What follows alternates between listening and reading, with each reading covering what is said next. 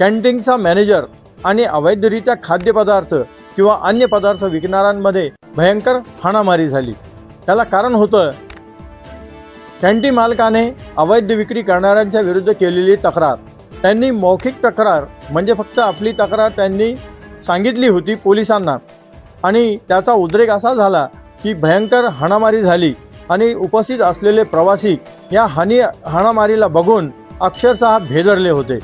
तर आपण बघूया रेल्वे स्टेशन जालना येथील परिसरात घडलेला प्रकार।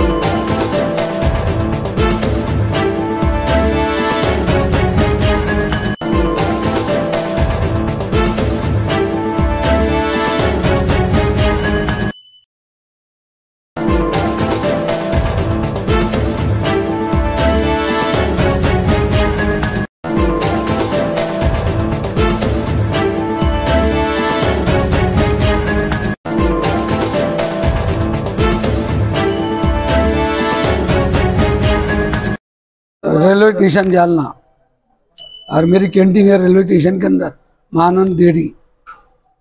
मैं साहब को मिलने आया था बात करने, भाई ऐसे ऐसे छोकरे बाहर से आकर धंधा कर रहे और मेरे को मदद करो तुम। तो उन्होंने बोले कल देखेंगे, बात करेंगे इंगड़े साहब, पवन इंगड़े साहब।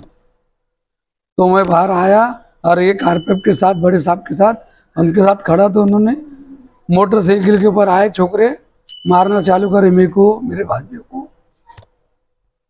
मारते मारते ऐसे भी मार रहे 20 से 25 उनके आगे मारने को। और ये कैमरे चालू है रेलवे के, बड़े बड़े कैमरे में आप चेक कर सकते हैं जाकर।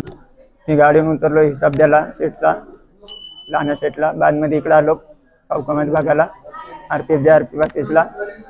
तिथं मला मारहाण करायला लागले होते। त्यांची इथं काम करतो, मला पण मारहाण केली। लती आतिफ मोहीम